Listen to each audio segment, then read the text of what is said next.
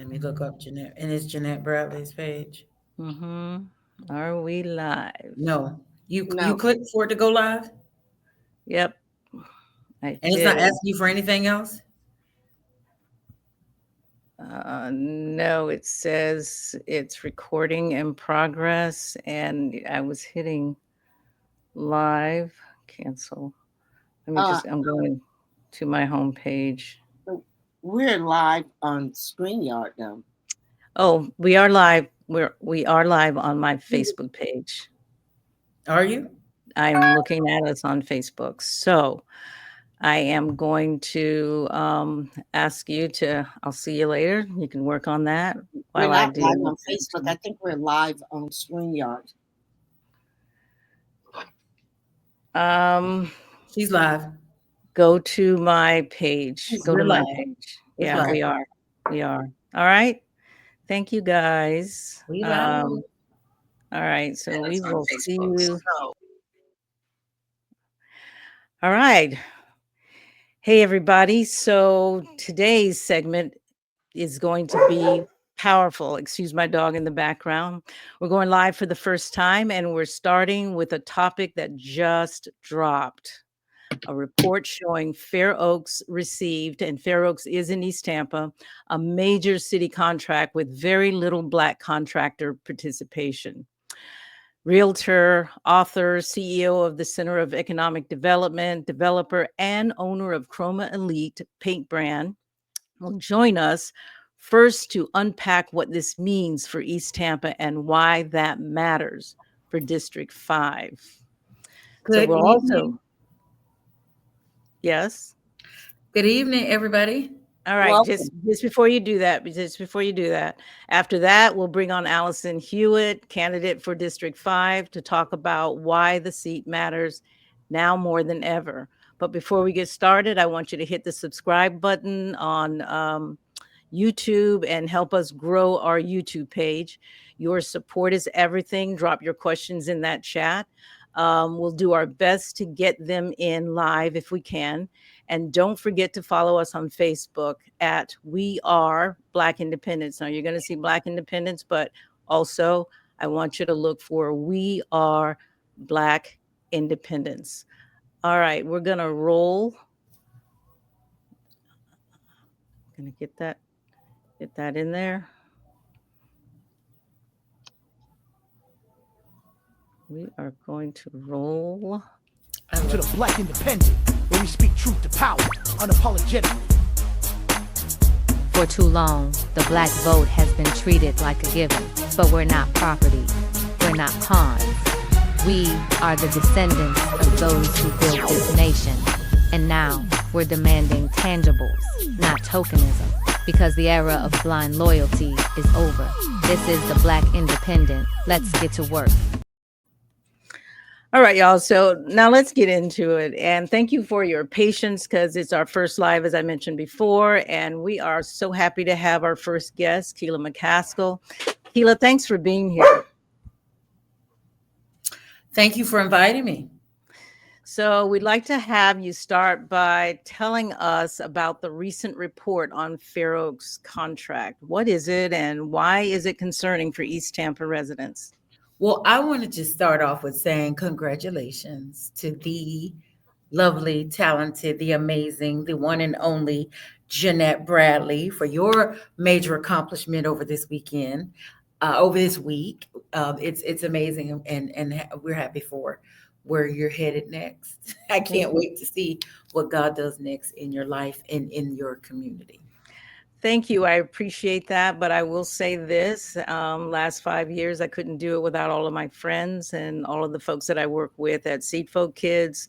The purpose was that we find the right avenue for advocating for kids, particularly in East Tampa schools. So thank you. I appreciate that. Thank you, Yes. Keila. So thank you for having me come on to talk about, like you said, this just recently was shared, um, the information at Fair Oaks. So I want to kind of go back to talk about Fair Oaks a little bit. Um, as many of you know, the park itself, there was so much going back and forth with the park. Like it was don't stop the project, start the project, don't stop the project. And so what happened was when it got down to they're selecting a contractor, they chose Skanska. And Skanska promised 70% of minority spend, like they were going to do 70%, but they really meant in the first phase of the project. So as time went on, they really played numbers games, and they only ended up with about 14% is what was agreed upon. 14. Well, let me stop you there, Keila. So they did what they always do, a bait and switch, and we fell for it once again.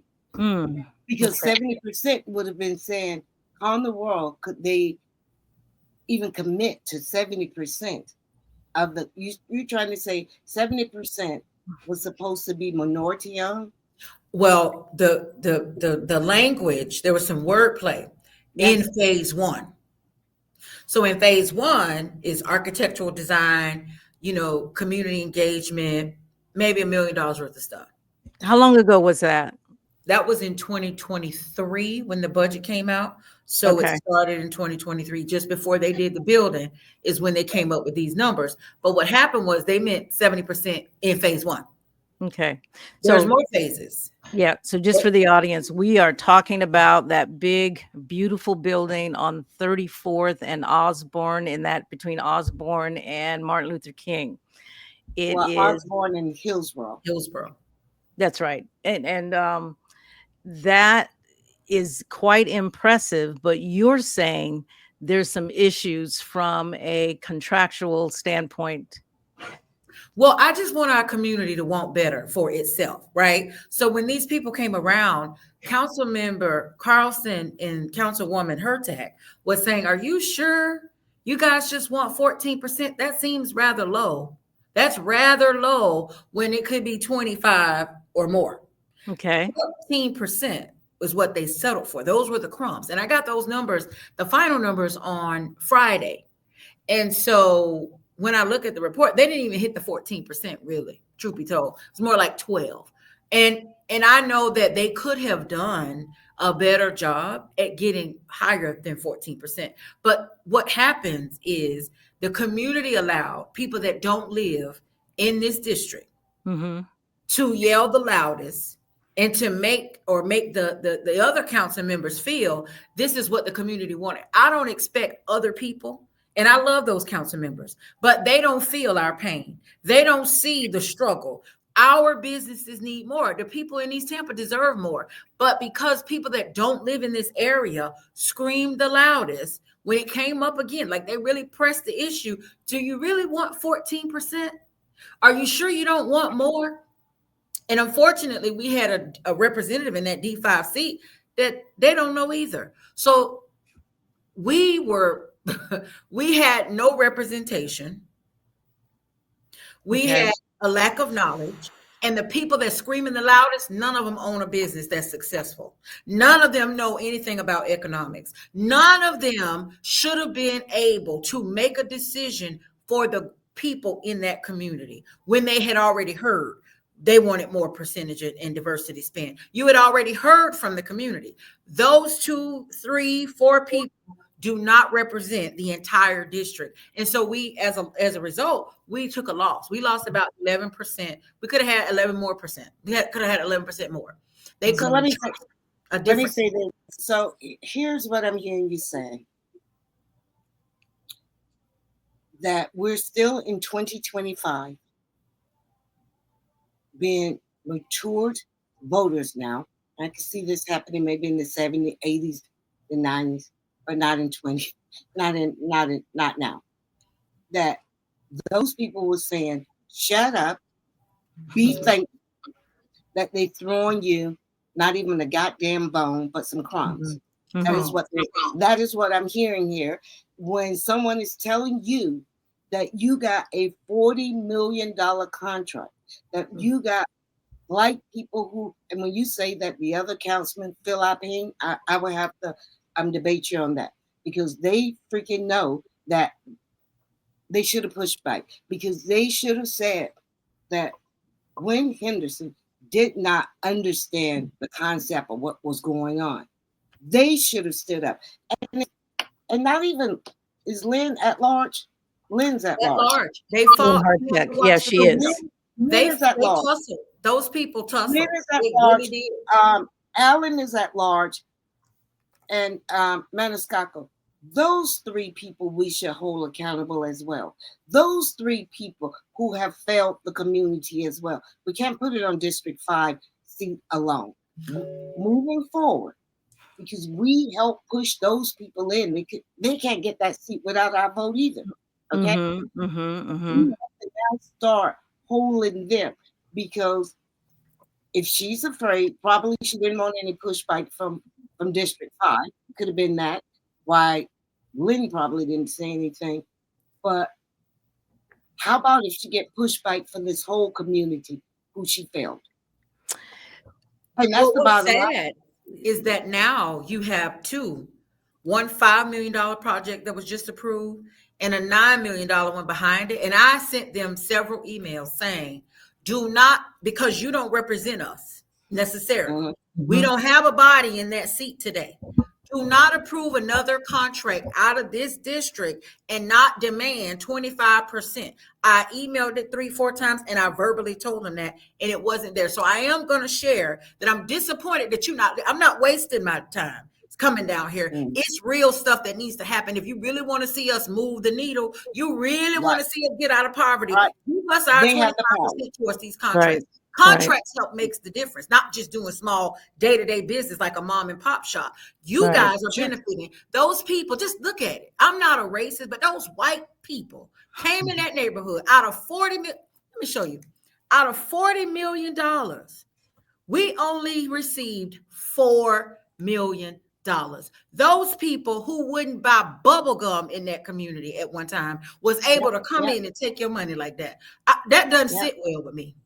So you're saying even though we got this big beautiful building, we did not, the devil's in the detail, and we did not properly take care of all of the issues for the community. We were not good stewards. And we got this beautiful building. We got this beautiful building, but sometimes that's what happens to us.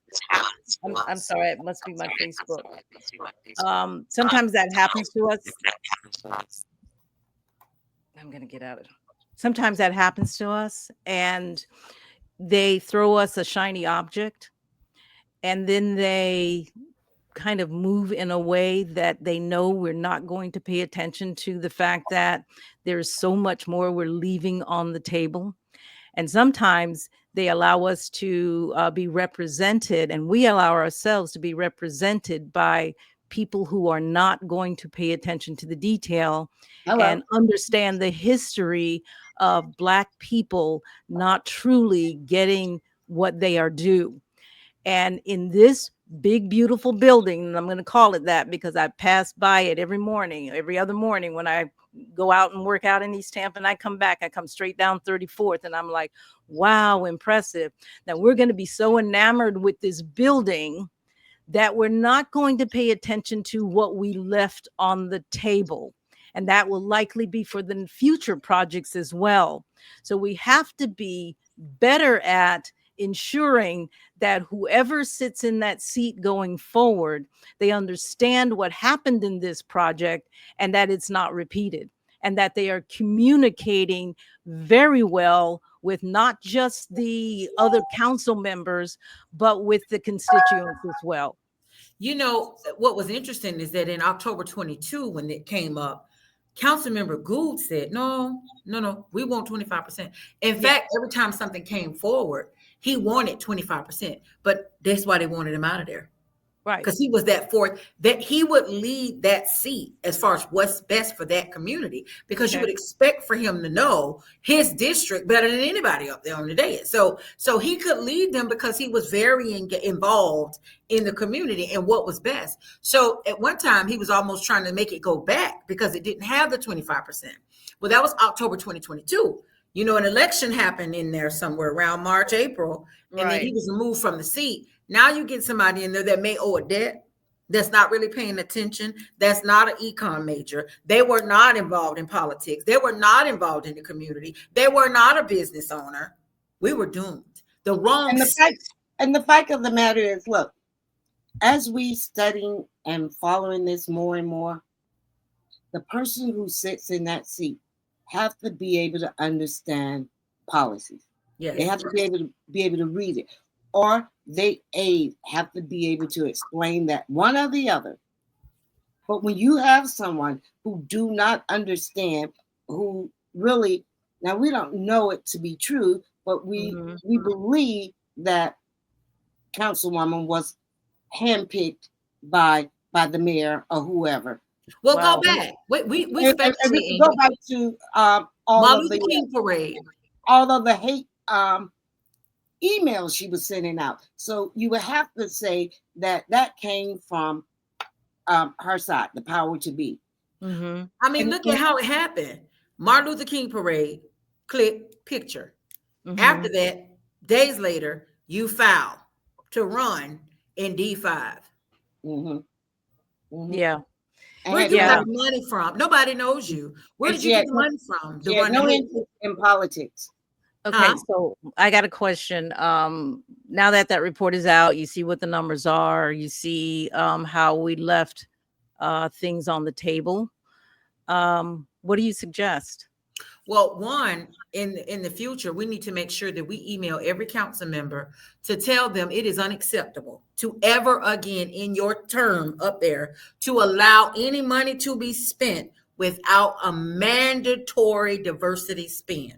Woman-owned, disadvantaged small business. That's number one. Number two is to make sure you're smart about who you put in that seat. When that was happening, I want you to know, October 2022, the person that, first of all, wait, I want to back up. You two had me come some years ago to do a political forum. Remember that? Yes. You couldn't get the forum done. Well, that was outside of what I can get you a building and put some stuff together. But what's involved in the process of that? So at the time, I was having my nonprofit to be drafted. And the woman that was helping me draft the nonprofit was big on politics. Well, that put me to sleep. So I just said, hey, my friends are asking me to come do a forum. Can you help me put this together? And sure enough, they put the details together and I was able to find the building. Well, that same woman was at the table, stayed at the table. And in October 2022, it wasn't the NAACP sitting up there trying to make sure you got 25%. When to me, that's no pun intended. I like Yvette, but that's what you should have been doing. There was no Democratic nothing. There was no strong black. James Ransom, Allison Hewitt, Keela McCaskill said it over and over. Connie Burton. Connie Burton, over and over again. Okay. We wanted more, and then before Councilman Goose got put out. So what I'm about to say is Alison was from back then, brought her in, and she never left. She was always working in our community. She fought so hard for showing them the importance of not just looking at the phase one. Read the details. They're showing you, they're gaslighting you. They're only wanting you to look at phase one. But the rest of the phases had no participation from a minority, which is how we ended up there. So the other thing to do too is vote smart. Alison has been serving this community, raising these budgets, bringing it to our attention, policy, just writing, implementing programs and processes. We need somebody that is in it and they understand the assignment, that they work for the betterment of the people. You work for the people. She don't owe nobody. Bottom line. In those seats, she don't owe nobody. She's not, nobody paid her way to get there. Nobody gave her anything. She was there being a soldier, being a servant in that community. And we have to be smart about it because we've lost too much money already. There's going to be more projects that come along. But the other part is a developer coming to develop in this area, you shouldn't have to make them know that they need to do a 25% diversity spend. They ought to be trained from coming to our neighborhoods when they want to get your blessings and they want you to say yes on the project. That's when you mandate sidewalks and 25% and whatever else you want. Don't wait for this council to do it. It should be presented so you don't have to beg for it. Okay. But city council members needs to be aware that was unacceptable. 2, we need to demand 25% going forward. And 3, we need to vote for Allison Hewitt. All right. You got all of that in beautifully. And so I'm just saying, wow, that's a lot. So Keela, you raised some really powerful points. Accountability is key in this position, and for any position that we actually vote for, to be smart voters. Equity is also important. I'm hearing here that we're not getting an equitable distribution of the resources, and we need somebody in that seat who can ensure that we are. These seats really matter. These They seats matter. And you want to hear They matter. something else? Allison wrote. Okay, so I wanted to work with the blighted parcels. I saw these people and these parcels are blighted. How can we best help these individuals? I want to go to them and I want to go to the city and say, we need to be working with these people. As a result of me sharing that, Allison said, well, there's a CRP that governs what happens in East Tampa. So she knows what's going on. You You can the do problem. that. She can connect you. She can connect the dots, and I think that's really important. Right. Well, wow, that's really great. So thank you, Keela. You brought up Allison, and that is our next guest, and we're going to try to transition to her. So I want to thank you for doing some great work, because I'm watching you all the time. Well, thank you so much. Thank you all for letting me join. Goodbye. Yeah, well, you're actually, I was saying it to Alison, you are actually our inaugural guest for live streaming. So thank you for letting us troubleshoot our way into today's session. So thank you. All right. That's really interesting. Mona, the details, the devil is in the details. Always. And if we don't have a candidate that can really pay attention and be a good, shepherd for, and I don't want to call us sheep, but that's what we are. We are relying on that seat to act and to decide things in our best interest. And that doesn't always seem to be the case. Well, we're relying on gatekeepers and the power to know when they want to keep us divided. Because as I was thinking, when this all happened with the Fair Oaks, Orlando Goose wasn't really on it because the elections, the seniors wanted a senior citizen on 18th Street Park. We have been pushing to do something at Fair Oaks. And I remember it was Connie and Yvette Lewis. And we all got together and we said, hey, we're going to push this body to do something with the park. And I remember saying, maybe our next meeting, how are we going to get this out? And everybody, I don't know how it came up, but we said we needed to call Michelle Petty and see if she could be putting it on, because at that time she was on the radio station. And I remember calling her, asking her to come on board. And she agreed. And I just wish that we could all walk together. We all want the same thing. We all want what's best, I believe. I do think so. But I do know that some people, we have too many people who want to be the leaders. Some people want to get paid more or paid at all. And then we have these agitators on the outside who will pay somebody to mess up the whole deal.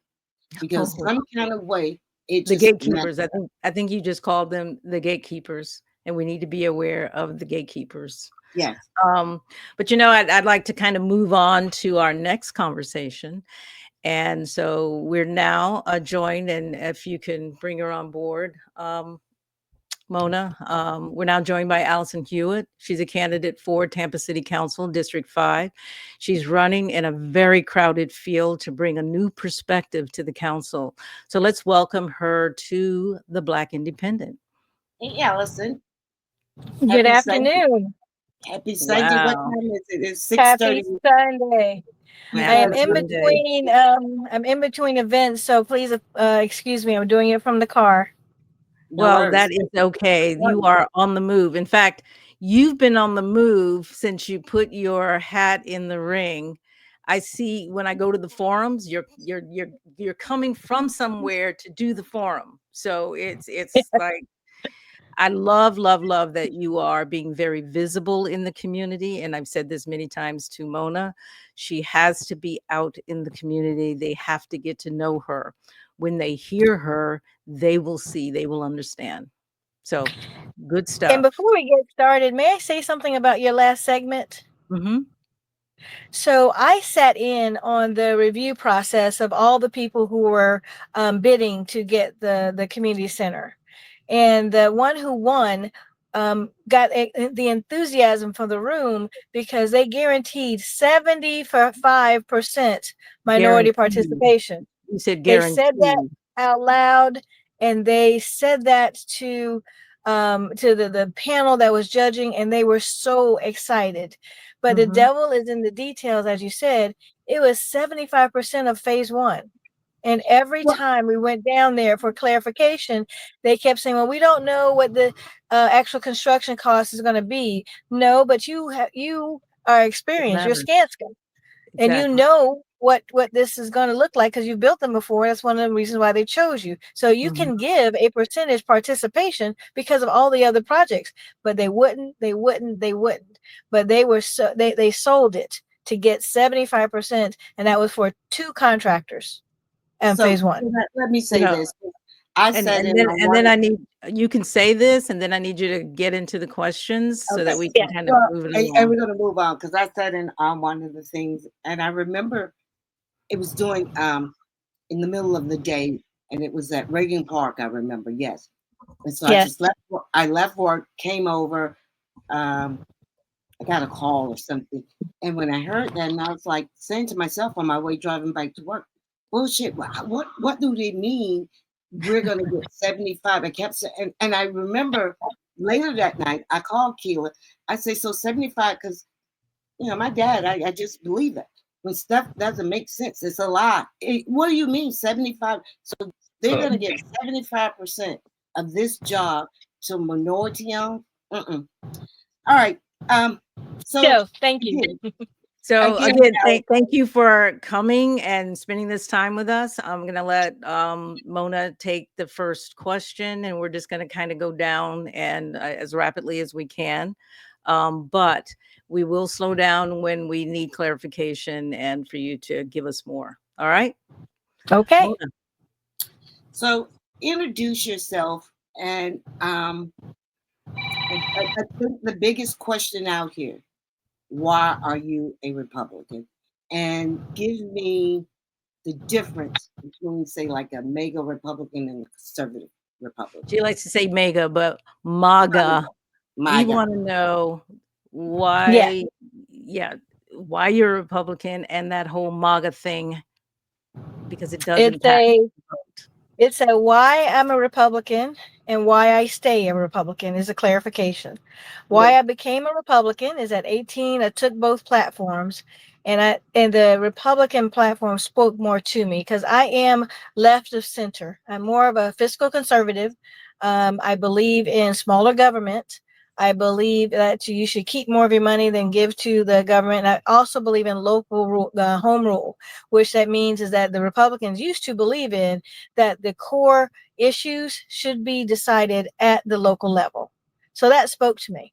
Now, why I stay a Republican is midway through in my professional career, I was working at the governor's office. I was a director of the Office of Urban Opportunity, which was a direct report to Jeb Bush.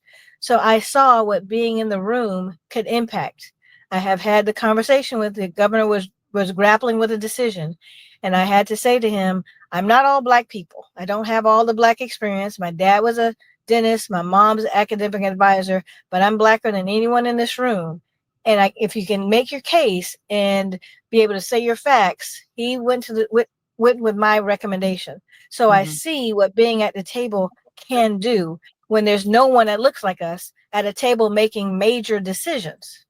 And then why I stay now is there are still major decisions, and there needs to be someone who is not in it for themselves. I'm not. There's nobody paying me. I'm not getting the big contracts. I'm representing my community, and there's got to be someone who is strong enough to stand up against the vitriol that's coming at our community to say, no, this is wrong and this is other options. These are alternatives. Now, at the federal level, no, I'm not making any inroads. I'm not. Right. MAGA is totally control of the party, but I am left of center. I'm not far left, and by left of center means I am central, because most of the world is center.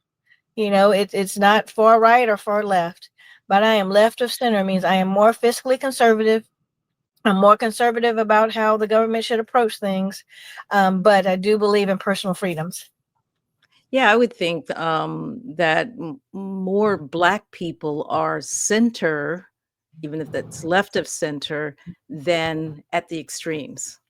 Sure. So I don't think you're by yourself. And I think that having that R or D behind your name is likely something that everybody needs to reconsider, not just you saying, well, you seem to be doing work in our community and what have you. Why can't you just become? Because the labels are increasingly becoming irrelevant. And what it's really about is, what are you doing? And I think that's what we need to pay attention to. And are you truly an advocate for the Black experience, understanding where you come from? And you've been a resident in East Tampa since.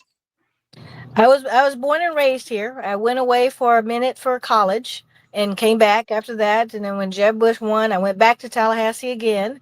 And after that, I came back and got married for a minute and moved to Baton Rouge, Louisiana, but and back again. So I took three times away from home, but my family's still here.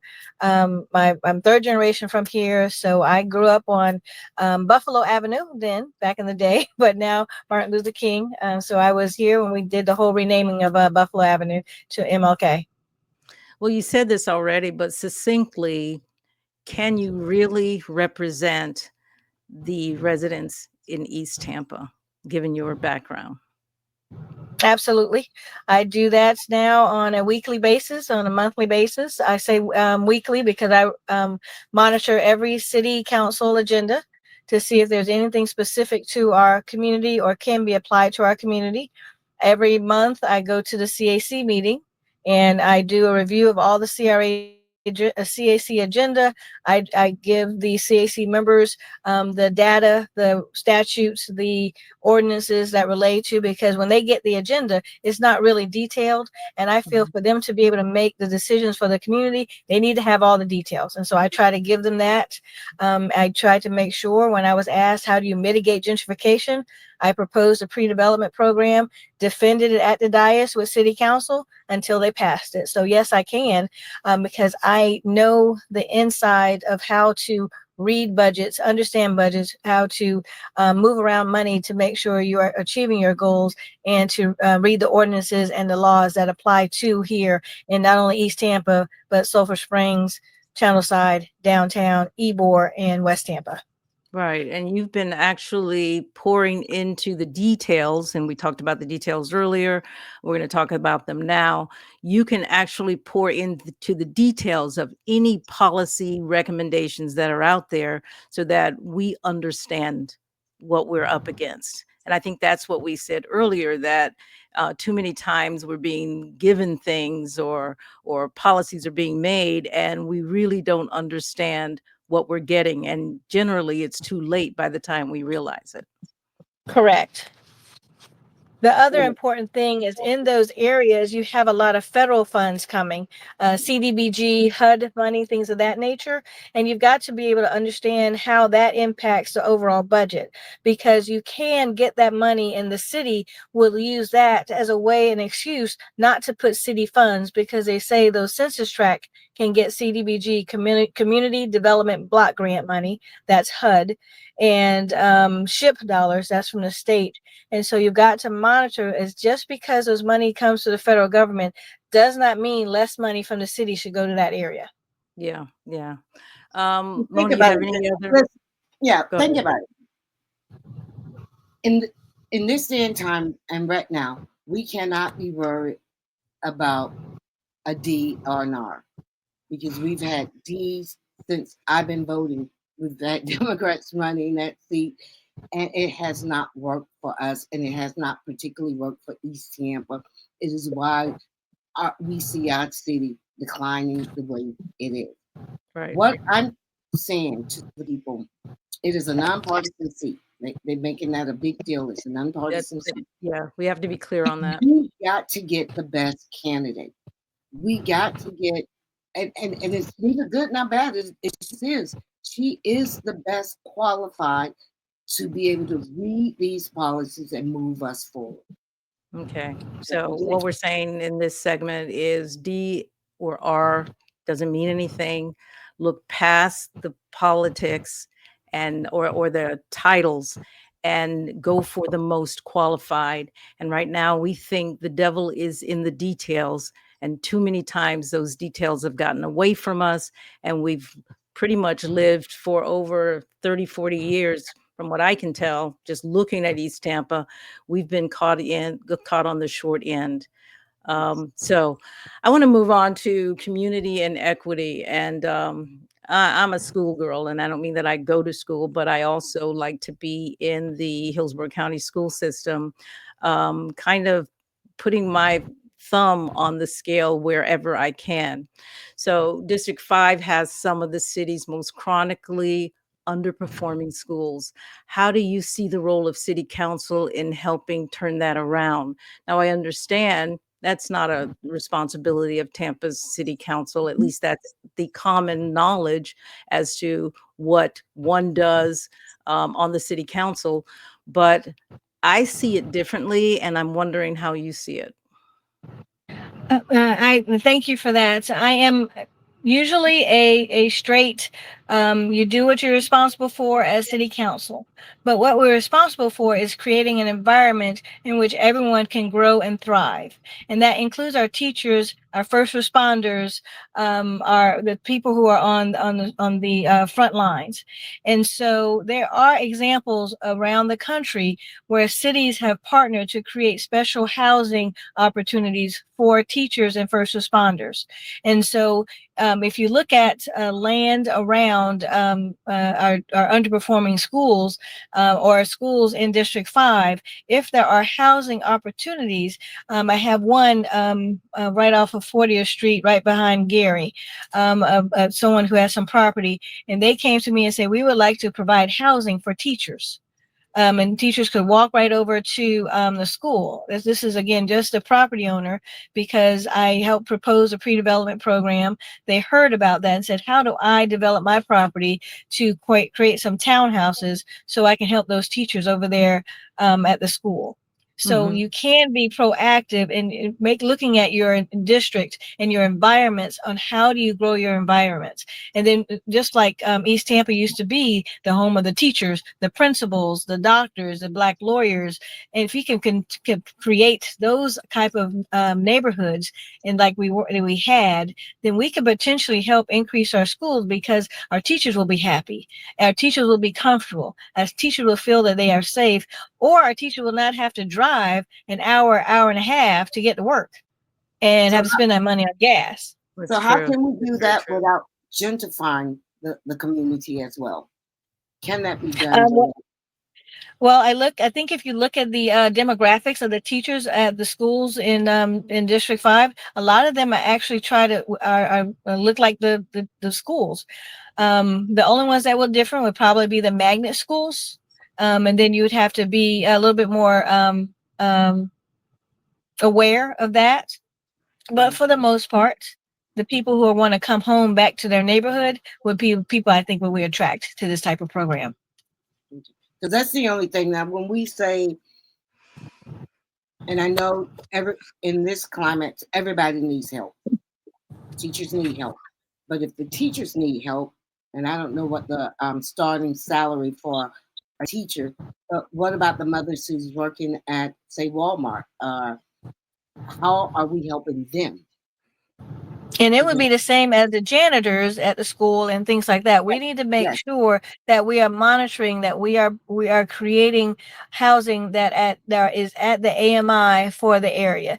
Now, District 5 has different AMIs, because AMI in East Tampa is $25,500. Explain AMI for the audience. Oh, average medium income. So in Hillsborough County, it is Hillsborough, Pinellas, and Manatee. So we all know that Manatee and Pinellas can have some affluent folks. So that makes our AMI about $70,000. It's a little bit less than 70, about 68. So that's the average medium income in the area. But in East Tampa, the average income is $25,500. So we've got to make sure. 40. So what is a person who's how can we help them without working 2 and 3 jobs? That's crazy. Well, let me say this before you answer that. I am concerned that we have Tampa City Council, we have the school district, Shake Washington, and we have the county commissioners, all that's Gwen Myers, all with responsibility for the district, for East Tampa. Let me just go with that, for East Tampa. And there's no, to my knowledge, there's no communication. There's no sort of, let's talk about these CDF schools and mainly DF schools, where the kids are coming directly out of the neighborhood. Let's talk about how the neighborhood and the state of the neighborhood and the fact that a lot of them are renters. How do we combat that so that kids who are walking to schools on sidewalks, on well-lit streets, on groomed, roads and what have you, how do we make sure that they are going to school in a well-developed neighborhood, one where people that look like them are stabilized? We're not stabilized enough, in my opinion, to truly change the grade of those schools.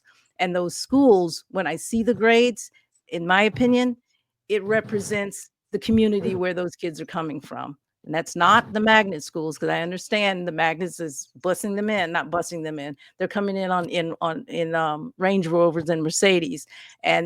But the kids that are coming directly from the neighborhood, and everybody knows I'm at Edison Elementary School a lot, Sulphur Springs as well, both are responsible for this seat is responsible for. How do we look at the neighborhood? And that's your role, not Shake Washington, but how do you guys communicate and start talking so that those kids are sent to school ready to learn? I will take a couple of words from Connie Burton, and that will be political will. Because with timing, and this is just for 15 months, in timing, those city council and county commission, they're going to come up for re-election. So they will be open for more ideas for collaboration close to that time, because they need to either defend what they have done or present something that they would like to do. So in another 6 months or so, proposing that, there'll be a lot more open minds to be able to do that, because mostly everyone just stays in their lane, and this is what we're responsible for, and they don't create a holistic process to be able to do that. Good word. And so when I was at the governor's office, the Front Porch Florida initiative was the governor's holistic approach for economic development. That meant that he wanted to seed the community with money to get them organized, but then have them be able to talk to each one of the different state offices to bring a collaborative plan for a holistic approach from the Department of Health, the Department of Justice, the Department of Transportation. And so we could do something similar here and perhaps create a community impact commission that is putting together the data from all of those areas of what they could, and then make a presentation. It'd be a joint presentation or individual, but it could be similar to that, and do a community impact commission that is putting together ideas and bringing together the nonprofits that do the work to say, if we do this together, sheriff's office, police, fire, just DOT, and just look at it as a holistic process. Because in East Tampa, we have city roads, and we have county roads, and we have state roads. And you have to all go to each one to say, how are you going to fix the potholes? So let me ask you this. When you was working in Tallahassee for Jeb Bush, and you mentioned Front Porch, were you able to do anything particularly for Hillsborough County? And I know For when East, the front porch didn't go to every county in Florida. Where did it go? it went to 20 communities around the state, from Okay. Pensacola, Tallahassee, Jacksonville, Immokalee, Little Havana, Orlando, Holden Heights, Tampa, Daytona, Fort Lauderdale, Fort Myers. So there was 20 front porch communities, and I was very proud that I was able to recommend that East Tampa receive the Front Porch Florida designation. Was Eddie And Adams involved in that? excuse me. Was Eddie Adams involved in the front porch It was initiative? actually Diane Hart, the East Okay. Tampa Business and Civic Association, along All with right. Chloe Cooney, organized the community to be able Okay. to put Awesome. together the nonprofits needed, the collective, to be able to present a very, very competitive application. When they applied, over 88 cities had applied, and so they were one of 6 that was selected. And Okay. then after we did the front porch initiative, because they did the front porch, the housing authority was then eligible for the Hope 6 grants, which is Belmont Heights Estates. So y'all remember the old Belmont Heights Estates with the barracks that looked like the green little Mhm. barrack type houses. Yeah. Because we bought front porch, I was able to sign off that they had the infrastructure, the community infrastructure, to accept the Hope 6 grant for $28 million to redo Belmont Heights to what you see today. Okay. So that was you. Yes. That was you. So when Yes. they ask, what have you done? You got to get it out there, Allison. Yes. I did the front porch was one of my proudest moments. I even I brought remember. the That was only conference that I had to Tampa. Jeanette, do you remember when Front Porch was coming? And I definitely was around when Bama Height and was Yeah. very active during that Yeah, time. I do. I wasn't really connected into any of that, but I do remember the front porch. So, so yes, it was getting out there. So, let me ask you about opportunity zones. I keep hearing about it. Hold your thought one. And Yeah. I'm just going to ask Facebook Live. If you want to ask Allison any questions, please put them in and we'll do that next. Go ahead, Jeanette. Are you able to see the questions? I am. Okay, awesome. So opportunity zones, how do we make sure Black businesses in East Tampa benefit from things like opportunity zones? I hear that a lot, especially from Republicans that want to tout that as one of Donald Trump's pride accomplishments in his first term. But I don't feel like opportunity zones has served the people well, Black people well. Yes. Opportunity zones was the Republican version of new market tax credits. And that is when you get investors to invest money into opportunity zone areas to get a tax credit or a significant write-off or corporate income tax credit. And so the opportunity zones is a little bit more complicated than new market tax credits. And so it's been a little bit harder to implement because the zones are not as clearly defined as a new market tax credit. So you can be in the same area and across the street is an opportunity zone and not. Also, when they're doing capital stacks, that means you're trying to fund a project and you're trying to get all the dollars to be able to keep it affordable. So you're trying to get capital money for it. Opportunity zones also take a little bit longer to process. And so it prohibits a lot of the projects from moving as fast as it should. So they are relooking at how to make opportunity zones a little bit more fluid. They are also talking about potentially increasing and partnering more with new market tax credits, which are a little bit easier to maneuver. But you really have to have a contact who processes opportunity zones to be able to successfully use them. And so what you could do, and what I could propose, is to make sure we're having opportunity zone conversations and outreach to the community, especially to businesses who want to expand and want to use their position in opportunity zones to get an investor to be able to expand their business. And by that, the opportunity zone investor does not buy into their business.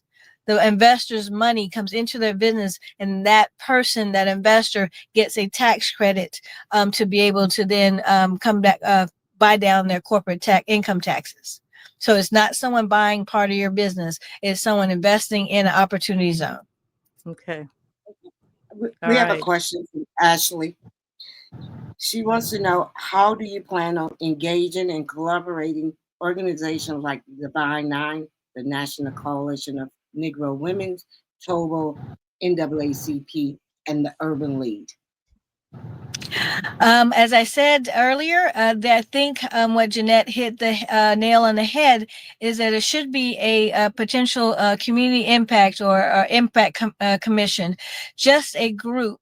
Now, I would like it to be a group that does not financially benefit from the recommendations that they are doing, because you want integrity and transparency for this group, and that group would then it could be a member of the Divine Nine because they're from the community, and they are business owners, and the other organizations that you recommended, to make sure that they are representing what it looks like out there in the community. And when we take these opportunities, because I would like this commission to be like the Barrio Latino group. If you're coming to do a development, come to this group, make sure we know we have a community impact, to make sure you have apprenticeship programs for his, make sure that we're not doing 14%, but we're doing 30%. So anytime the tax dollars from District 5 go, and I say District 5 because not even just East Tampa, it's Sulphur Springs, it is Channelside, it is downtown, and it's Ybor.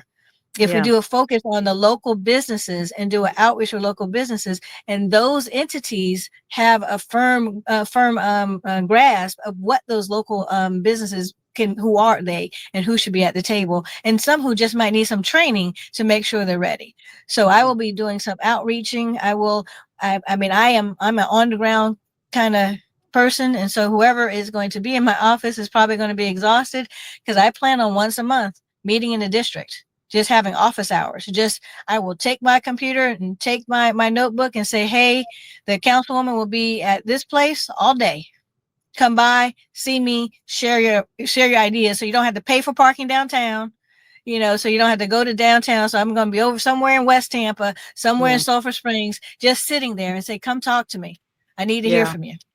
And I would Jeanette, be I concerned know that to be true, because sometimes we want her to do stuff and she gets so detailed. I said, oh, this is perfect. She says, no, I got a little bit more to do. I'm like, look, I'm ready to go. This is perfect. Yeah, I would be concerned with developing a committee that really does not have any teeth, and that Yes. make recommendations that absolutely go nowhere. We're used to that as a Black community, and I'd rather not have a committee that continues that pattern. And Like not I only said, just like Barrio Latino, which they can veto things and they can make you change the height of your building, we would make sure we follow that type of template to make sure if you are going to go anywhere, that you have to have this approval or you go nowhere else. And not only that, Jeanette, I'm going to use that example for a committee. The latest one we got, 568, and Councilman Vieira, helped put together. Okay. And wasting our time and knowing that it's his job to make sure that that committee recommendations get heard and move forward, because they're just sitting there. And that's what I'm not only concerned that, about. that commission, the charge was completely insufficient, because how can you address decades of inequity in months? And then how can you address and make recommendations when your consultant is not helping you drill down with the numbers or giving you the facts? You have a consultant who just makes sure the meetings run, but not someone who can help put together recommendations for you. So that commission should be extended for at least 2 years. Yeah, it should be given the money to be able to move forward, and the independent staff to be able to do the recommendation and the deep dive. Because right now what they have will be fluff. Well, I believe it was more, symbolism, something to shut us up, because Connie Burton had been down there for 2 years, and they say, hey, we'll just let them form a committee, talk about it, and nothing gets done. Yeah. That's generally what happens. And We have that's another what I'm person. afraid of. That's what I'm afraid of. We've seen a pattern of that over the last 30 years where committees that largely come from Black neighborhoods absolutely are not listened to and generally dissolve with no real impact. Um, Accountability and vision. With the budget already finalized before the election, how can you still make an impact? I plan on doing what I have done for the last 5 years in making budget recommendations. I have historically done it for East Tampa. I have now started to break down for each area of District 5. Have And I we been plan on paying you? fighting. Have we Excuse been me? paying you? You've been doing that for the last 5 years. Have we Oh, been paying you? no, no one pays me. No one pays me. Okay. There's no fee. There's no client other than my heart for where I live, and understanding that there's no one that where we live right now who just loves to read the the budget like I do. Yeah. So I'd love to read it. I digest it. I plan on making some serious recommendations and following through on those recommendations. I have been successful in making sure I make presentations and proposals to city council. Some have fallen on deaf ears and some have not. But I still plan on making my recommendations during these workshops as they come up this month in September. And once we get in, I will know what happened because I am going to follow the budget and the things that are approved for District 5. I will make sure that I am paying attention, that I am giving reports to the constituents. This is where it is, and they haven't moved. This is where it is, and this is where the statute that says that they should move. And this is what we need to make sure that we're saying that why haven't you moved it forward? Is there a problem? Do we need to renegotiate a contract? Do we need to have a report? And if it's not moving, then I need to, again, manage expectations of the residents of District 5 and say that I know you expected this to happen, but the administration has not made it a priority, and it's not. We don't need to just have people wondering and looking around what's happening. As District 5 representative, I will make sure I update on those major projects that people have contacted my office. I will let them know where it is. And look, Okay. we're more aware now because we see things that get passed and we get happy, we forget about it, and 2 years later it haven't happened. So it's a core group. Connie Burden, they have people down there. Allison's been down there. They have a team of people who are aware of what's going on. I have another question. April Cobb wants to know, who is they when you are speaking about the opportunity zone? I think when you say they, buy down, help, who are you talking about? They would be the people with the project. When they have to buy down, that is the developer. That is the business who has a project. So they need to fund their project. It would be the business owner or the developer or the property owner. That's who they were trying to buy down. Now, who buys it is a company who facilitates the purchase of the tax credits, as well as how to calculate how the opportunity zone money is invested by the actual company, corporation, or person who is participating in the opportunity zone. But they are the developers or the business owner. Okay. Any other questions, Mona? No, So I I'm going to think get. Okay, I'm I going to get to think the last. If you don't have any other questions from the audience, and thank you so much for those questions. Um, Mona and I are Black independent voters. We were Democrat and we moved to what we think is a stronger position with the Democrat Party or with the Republican Party on our issues where it's not taken for granted that we're just going to vote lockstep, but that we're going to present our issues and then be at the negotiating table as a partner and not as just someone who goes along to get along. So, what's your message to Black independent voters that are listening today? That all politics are local, be a Democrat or a Republican or independent. What we do as city council impacts everyone's every day. This is not a up at the federal government, and it's going to trickle down to you. This is every day. So I need to listen to and hear from all walks of life, all generation, all creed and ethnicity, and all party. Because as I said earlier, I am left of center. Most people are center. And that's where we need to have our conversation on what's going to impact everyone, not Okay, just so one wait, party or wait, the other side. before you do that, because you keep saying I am left of center, I am left of center. Mona is left of center. She has a D, but you're left of center with an R. I'm left of center, but a lot more left than perhaps both of you are. But I've become now an independent in that realm because I want to vote on Black issues and I want those issues to rise to the top. You're not right of center. No. And I want people to really hear that when you say left of center, Democrats are typically on the left and Republicans are on the right.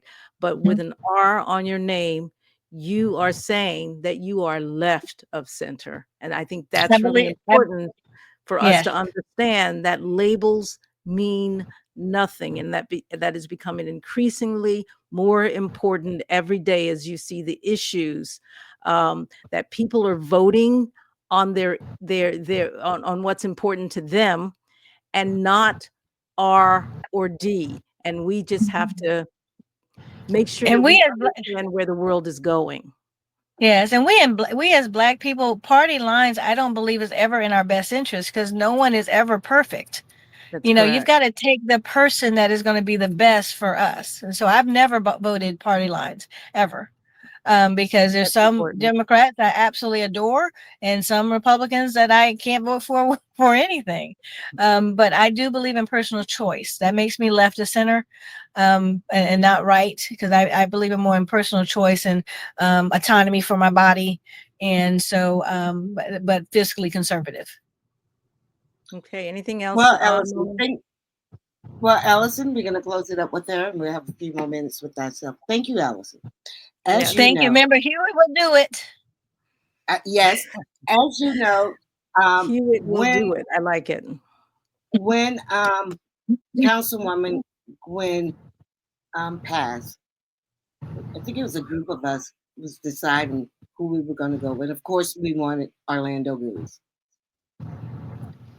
and we all agreed we'll get behind. I think it was Connie Burton who said, "Give me your three top candidates," and in no particular order, I said Orlando, Connie, and Allison, just right off the bat. And that was before Allison was in. We naturally assumed it was going to be Orlando, but when that did not happen, Connie did not want to move forward, and we knew, because now the last 4 or 5 years we have been working with Alison personally, right? Mm-hmm. We have seen we've seen how she helped us move the CRA. We've seen how she has helped, and she's quiet. She was quiet at first. She'll come up to you after the meeting and say, "Hey, you need to say it like this." At first, I wasn't really paying any attention to her. But the second time she told me, and I told her, it moved somewhere. Next thing, I'm calling her and asking for her help. Not only me, but she's helped Fran Tate. I'm sure you've helped other people in this race. She's helped multiple people in our community. And not once have we ever asked, was you a Republican? Mm-hmm. And hell, we didn't ask if he was a Democrat either, right? All we want is the help and the result. And that's what we got. Right. And I think that the Democrats have done that. Black Democrats have done that in the past with other Republicans, that they look more at the work rather than the R or the D behind their name. Chad Chronister comes to mind for me. Absolutely. Or Jane Castor. We were so, and I don't know. Jane actually changed to the D. Well, she just did something, symbolism again. But she's a Republican. She's a Republican at heart. I don't know. I would say she's a conservative Republican. I don't think she's the right nut Yeah. Yeah. She was forced to change that just to get elected. Yeah. And to me, I that know that means a we said lot. we're closing. I know that we said that we're closing, but here's a question that I it just came to mind as Mona was talking. I have said this to people that, in my opinion, of the 13 or so that are running for the seat, there are probably two people that I think can hit the ground running on day one with this 18 months remainder on Gwen's contract. Both of you live in East Tampa. Both of you have relevant experience. What differentiates you, however, from two people that I think are qualified to sit in that seat and hit the ground running? What distinguishes you from Tom Scott, who I also think is likely ready to hit the ground running? In all respect to Thomas Scott, who has done a tremendous a job in making sure that he represents East Tampa, where I feel I differentiate is that my resume is more extensive to hands-on processes. Whereas he worked on approving and going through the agenda, I have worked on making sure the agenda was prepared and making sure that the federal money in line with the state money. So I know how to the plan and how to put together the SHIP plan that you have to turn into the federal government. I've worked on those. I know CDBG and how to have the community outreach that has to go through those census tracts. I know the state statutes that has for the SHIP money to come down for affordable housing. I know how to bring the SBA in. So I have had as my consulting with small businesses and nonprofits. I also have a more in working with economic development projects. I believe my resume is a little bit more meatier on how the nuts and bolts of making sure that the government is impactful for the residents, rather than just sitting at the dais and making sure you get 4 votes. And what's your engagement with the CRAs? I hear that a lot out there. Oh, my indulgence in the CRAs is it's a lesson learned with the front porch communities. The front porch communities also had community-driven boards, but unless you empower them and give them the resources and give them the training for longevity, then the powers that be will eventually ignore them. So we need to make sure our community citizens, community advisory boards are empowered and not made to feel like their recommendations don't matter, because they're on the ground. They're talking to the people. They're living with these projects. We need to make sure that they're empowered and they have the ability to stand behind the recommendations that they make. Thank you. Alison, that was great. I appreciate your coming and spending time with us tonight. Thank you for this opportunity, and really thank you for letting me be able to talk about the party issue. This is a nonpartisan race, and historically, other folks who have run for this issue have run for this seat have said this is nonpartisan. I'm not going to answer. I believe in transparency and accountability, so I will answer anytime asked. So thank you for giving me this opportunity to talk about that part of who I am. Okay, great. Thank you. Good night. All right. Good night. Good night. So, Jeanette, Hey, let me let's ask do you a quick this. wrap up and your thoughts, my thoughts. Go ahead. Oh, you know my thoughts. I've always thought she was just awesome. I mean, I don't know. I know her personally, but not, like that. But when I started, probably in 2016, really trying to think, why isn't us voting benefiting us? And I can remember how hard I worked for Barack Obama. My Yeah. mom actually in 2008 was her, friend Tate, and all of them. They were doing phone banking at the shop. And then my mom, maybe 2 months in or something like that, I can't remember, she had a stroke. And she told me that I had to take over for her. And I was like, and I had a daughter that was in like 5th or 6th grade, middle school.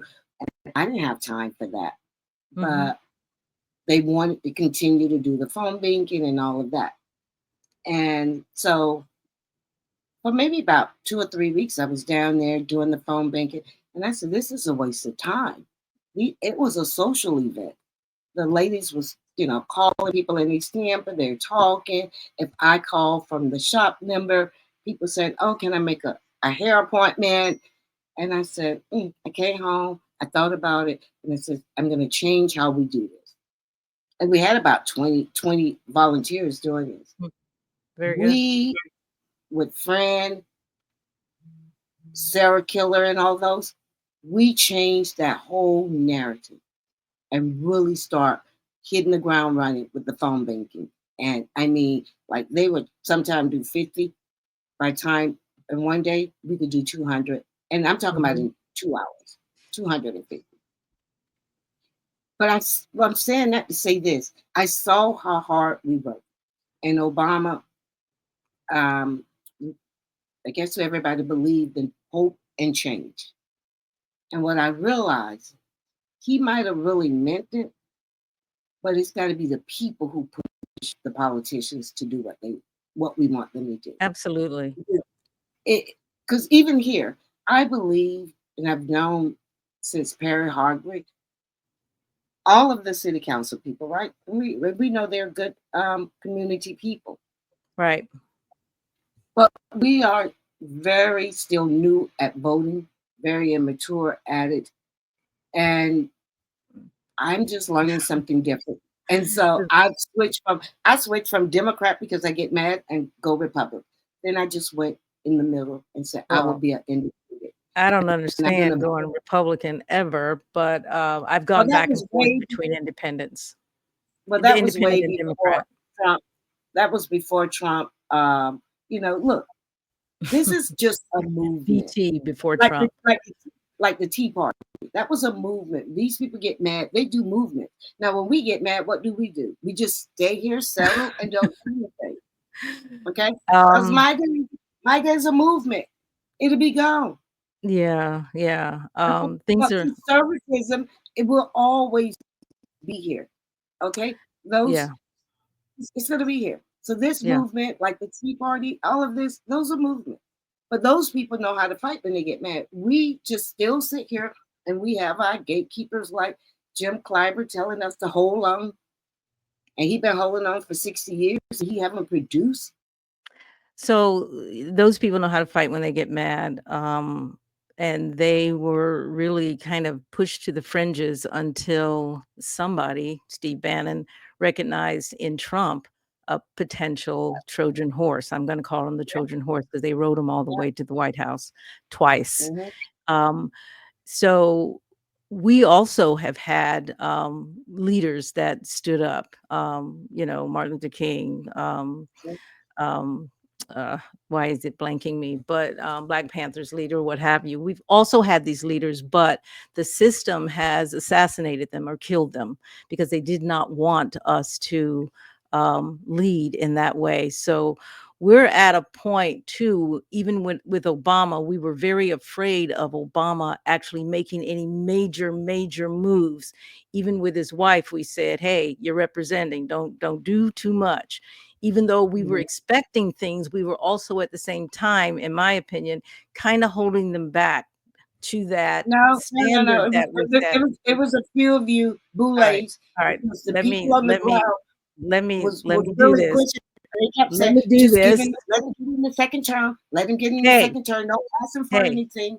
Hey, and by then, that's going to be a discussion for another day, not today. I just wanted to touch on that real quick. But Alison, let me get back to Alison. Alison, I think when you first said, hey, I'm going for Alison, and I'm like, yeah, I like Alison. I get it.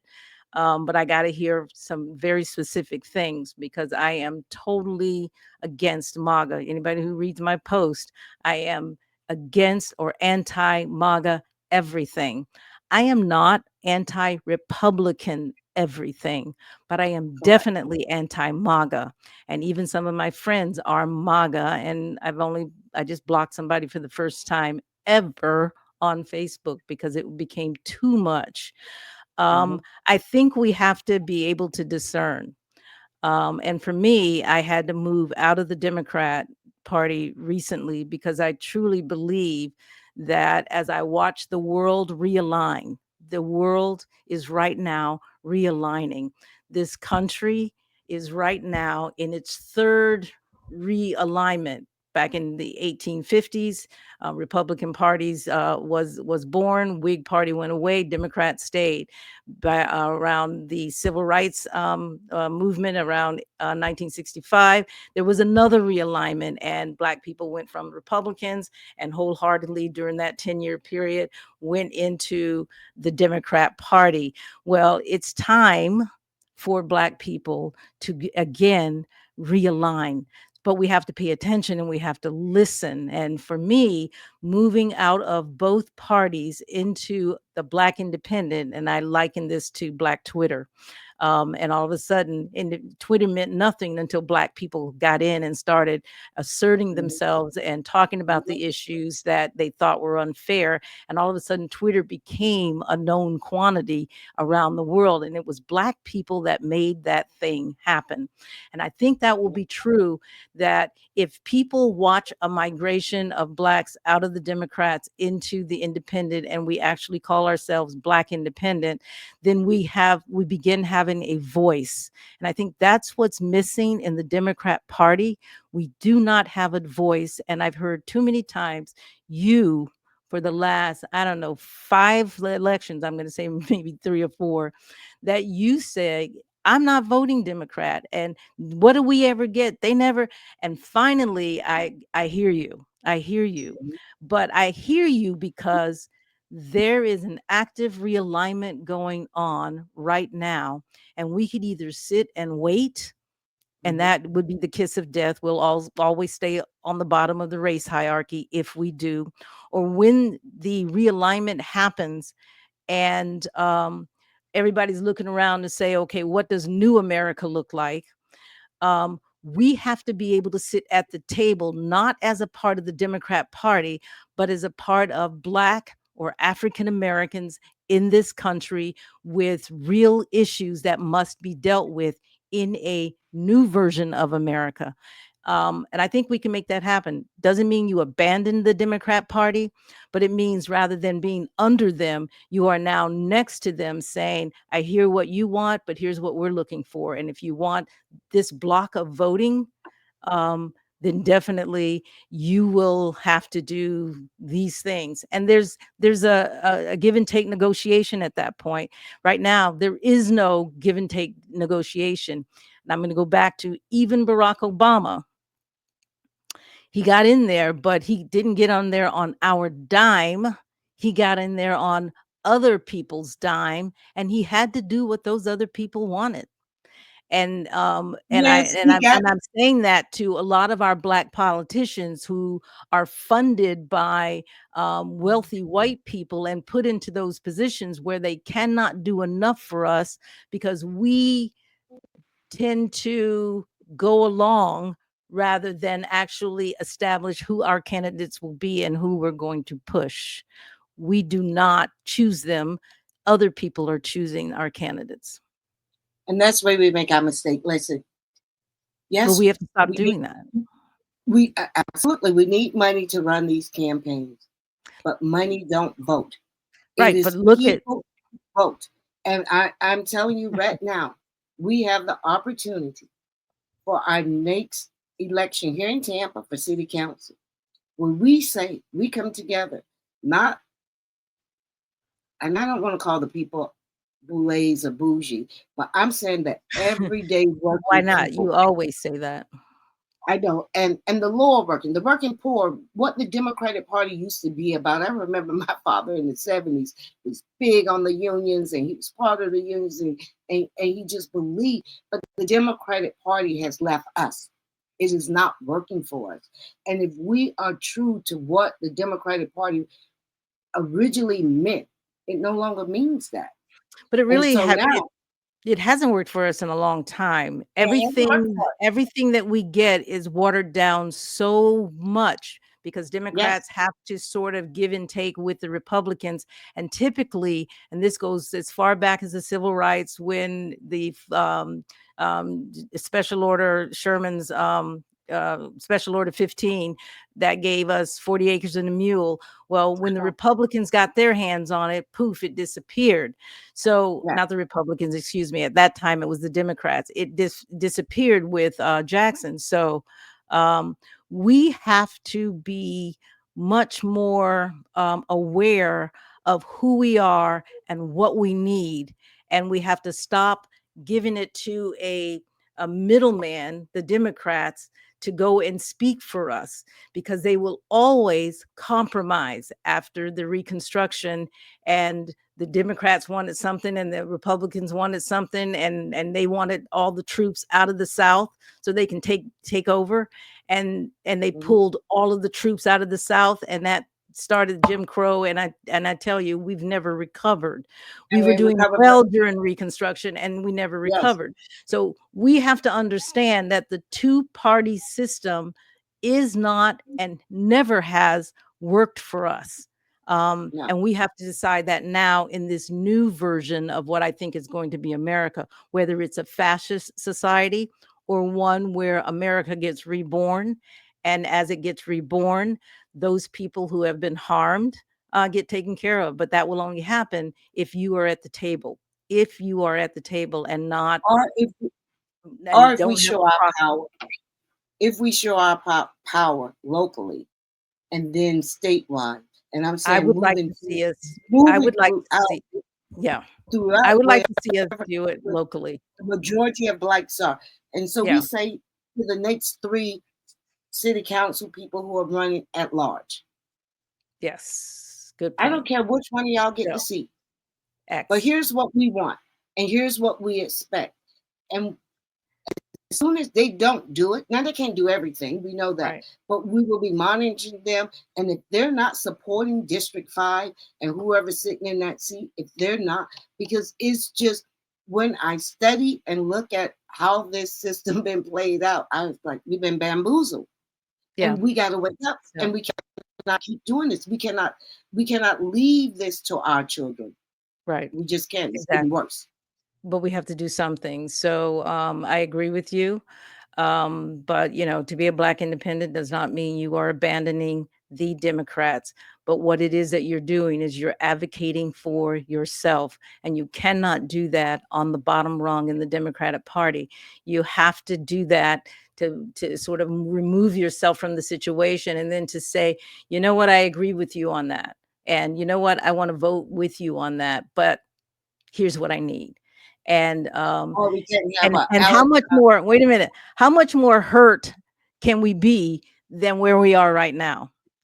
Absolutely. Trump is on the way to deporting, I believe, Black citizens at some point, or we're going to be in the field picking whatever cotton that AI isn't able to do. So I think I think that's a stretch, but what? I think that's a stretch. I think we're not going to be picking cotton. But listen, versus how much harm can be done. We can't have an Angela Birdsong with the Black. And I'm only picking on her because I've asked her multiple times. Yeah, you are. I'm not calling any names. To stop putting her stuff on my page. But look, she just wants to put somebody in front of you and say, vote for her. We'll figure it out. Vote for. Yeah, I used to do that. I used to say the same thing. I get it. I understand it. And really, when you go to the polls, they just want you to go blah blah. Now, if it's multiple Democrats, they will pick one, but they're not picking the best qualified. They picking somebody who probably went to FAM, like they said, who's an attorney, who symbolism, who's going to sit up there and be dignified, who's going to sit up there and speak correct English.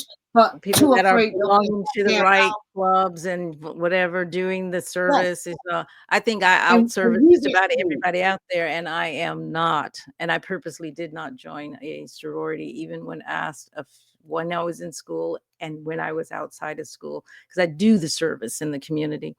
Listen, we're going to close, and so if you can, I want to just kind of thank everybody who tuned in for our first live session. So this We had a conversation very, isn't, very nice huh? crowd. We had a Yeah. very So nice. yeah, good job on us and helping us figure that out. But this conversation isn't just about one race. It's about how we show up for our neighborhoods and hold our leaders accountable and build real power together. If today's discussion gave you something to think about, I'd like you to share it, talk about it, use it. That's how we will grow. And we will be doing some little short reels on it, so it's easier for you to share. But subscribe if you haven't already, and follow us on Facebook at We Are Black Independents. The work continues on every street, in every zip code, and through every election. We will see you next time. Deuces.